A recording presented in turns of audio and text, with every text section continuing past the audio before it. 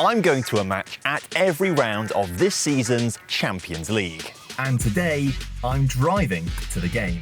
Because we're going to watch the UK's smallest club competing in this season's competition. Give us a wink. 8 teams from the UK are taking part in the Champions League. But as Larne were knocked out in the first qualifying round, the New Saints from Wales are the only UK side in the second qualifying round. So I've driven all the way to the small village of Llansanfraid in Wales, where I won't be watching Champions League football tonight. Come to a football stadium in this village and it's the wrong one. The New Saints actually play back over the border in England. So bear with me, this does take a little bit of explaining. Llansanfraid FC were formed in 1959 and rose up the Welsh regional leagues to the top division in 1992.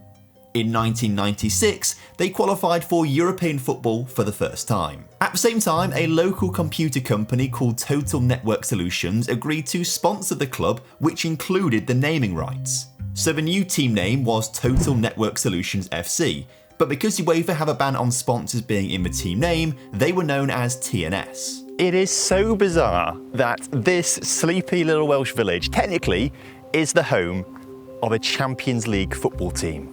Now, just over the border in England is a neighbouring town called Oswestry, and they also had a football team, happened to be called Oswestry Town FC. But in 2003, they were in serious financial difficulties. So it was decided that they would merge Oswestry Town with Total Network Solutions. Now, when that happened, Llansanfraid FC Village Football Club became a thing and play at this stadium right now where I'm at. I've also spent a questionable amount of time trying to get a shot of me crossing the border from England to Wales and vice versa. Obviously, I've got to get out of the car to film it because I'm on my own. Because all the signs saying you're crossing the border are basically on motorways and like big main roads.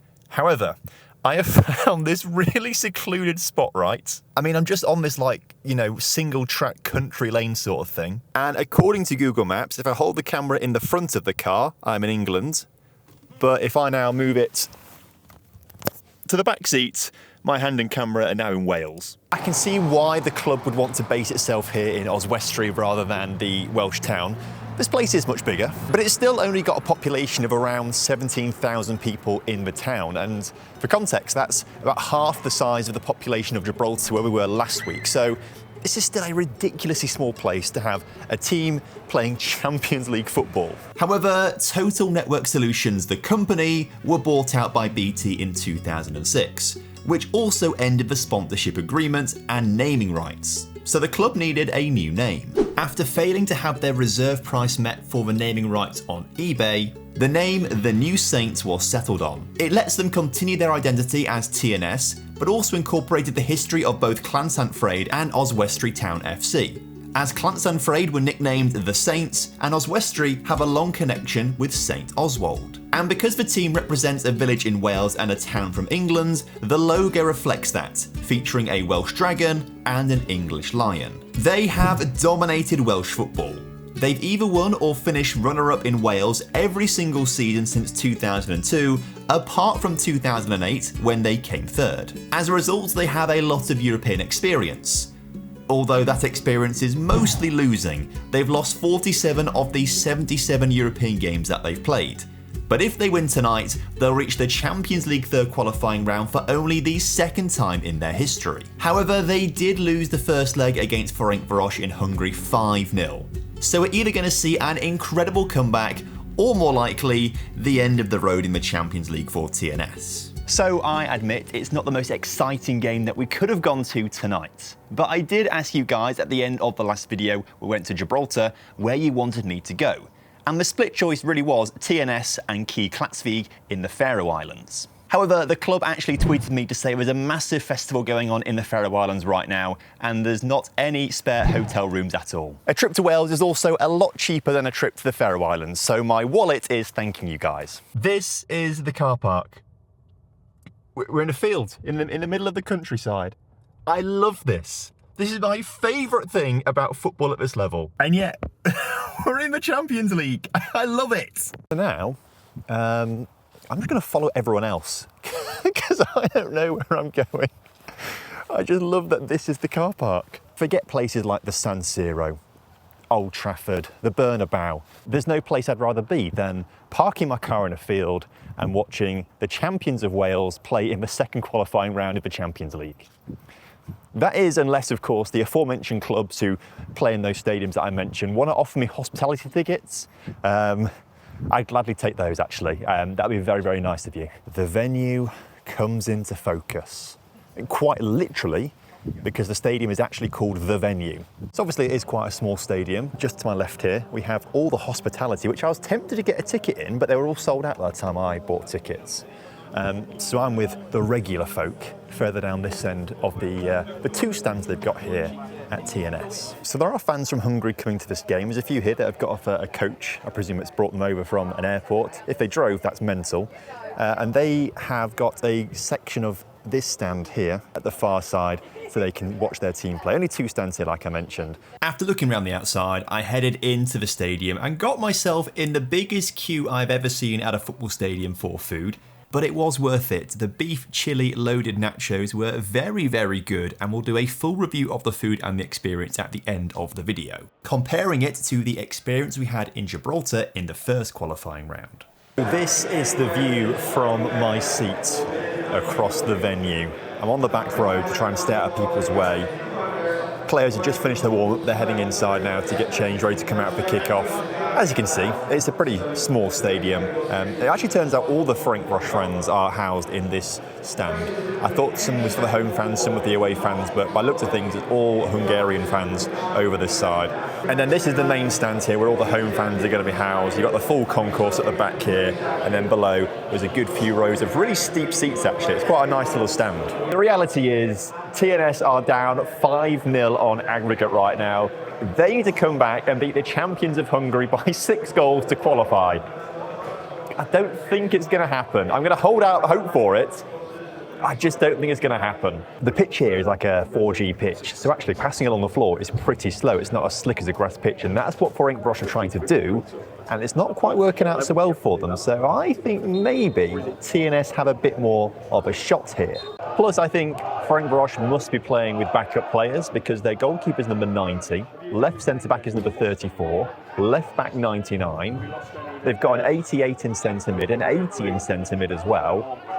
Surely these aren't numbers of any self-respecting first-string 11 player. So I wouldn't be surprised to see TNS get a goal or two here tonight. I think the conditions are favouring them.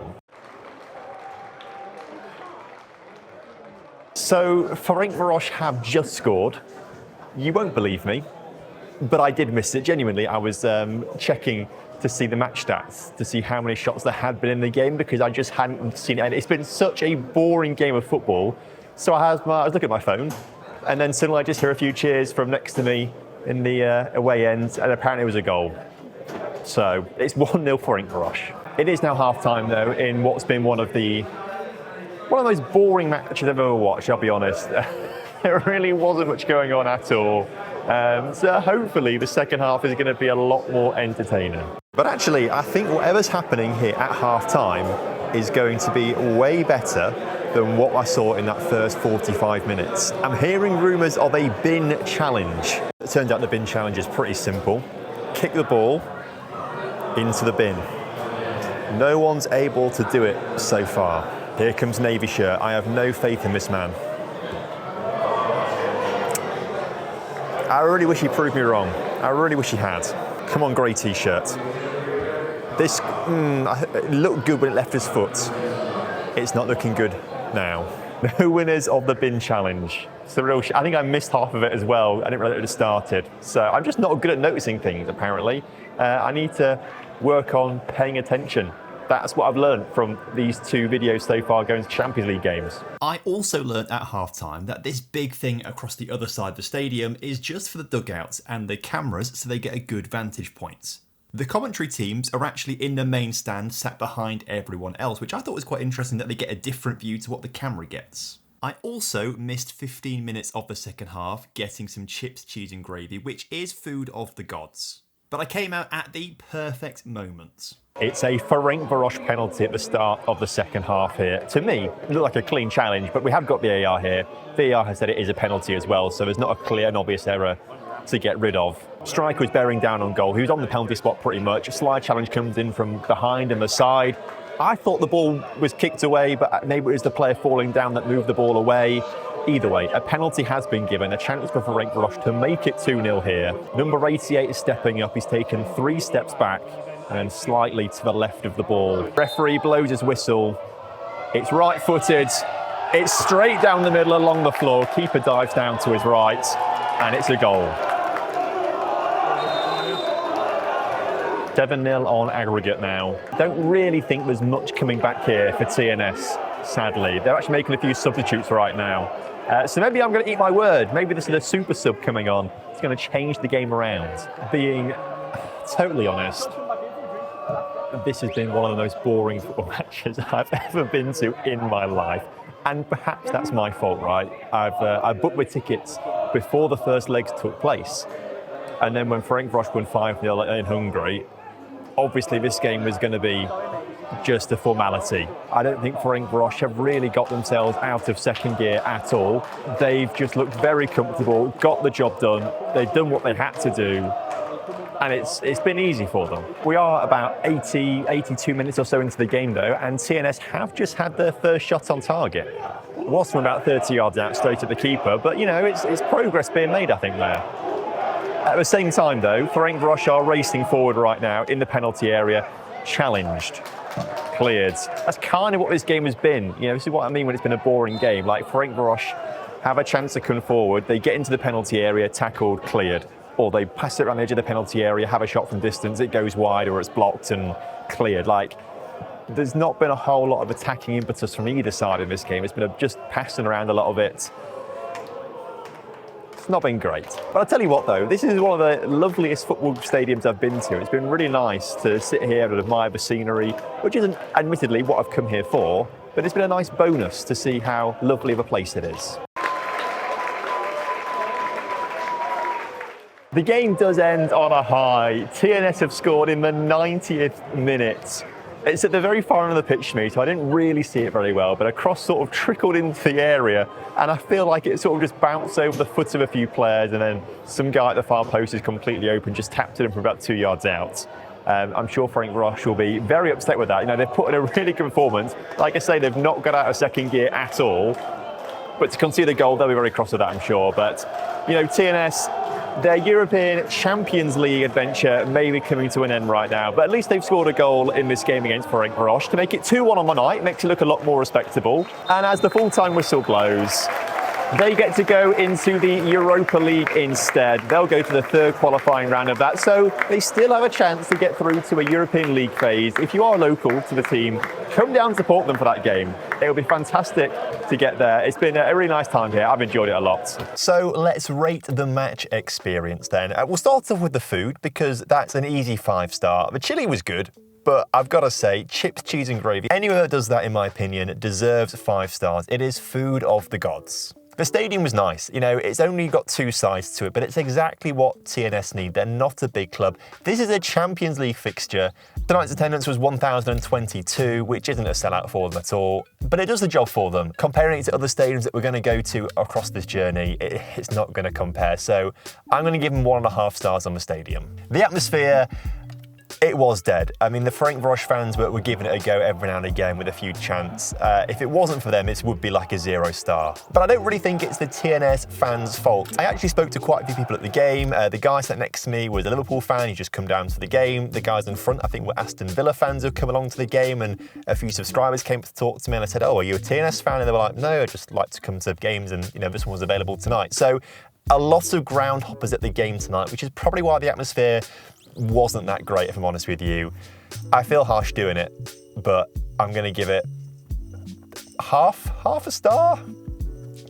I'm sorry. And then I do want to add in a new category that we didn't do for the previous game, and I want to have my enjoyment of the game because I absolutely loved the Gibraltar game we went to the other week, and I'm going to give that 5 stars for that. I absolutely loved it because without doing that, these 2 games from the first 2 qualifying rounds would be ranked very similarly, but I think I enjoyed my experience a lot more over in Gibraltar. So I'm going to give a 2-star experience here. One, because the game itself was rubbish. You know, it would be a 1-star for that. However, I actually met quite a lot of you guys who watched my video at the game. You know, a lot of you came up to me and said, "Hey, I watch your..." I mean, and it's so bizarre for me to have that because, you know, I just make Football Manager videos and the odd, you know, going to a match video. And a lot of you guys watch it clearly. You know, so much so that from a crowd of 1,022 people, 6 of you guys came up to me at the match and said, "Hello, I watch your videos."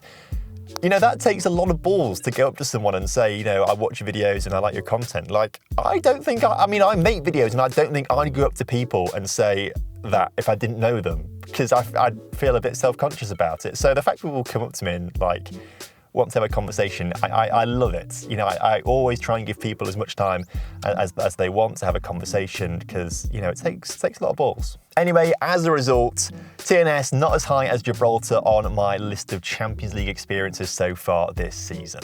It is the end of the road for TNS in the Champions League, but it's not the end of the road for us in the Champions League. No, we're going to the 3rd qualifying round. These are the games that are going to be happening. Where do you think we should go? There's some really big games here. A lot of them could be really good to go to. So I want your input. Let me know in the comment section down below where you think we should go. Also, I'm going to give you a choice of 2 videos to watch. You can either watch the 1st qualifying round where we went to Gibraltar. If you've not seen that one, go check it out. Or you can go and watch this video where I went to the European Championships and I tried to watch 3 games in 3 days. Didn't quite work out like that though because the German train system is appalling. It's one of my worst experiences. It's not much fun.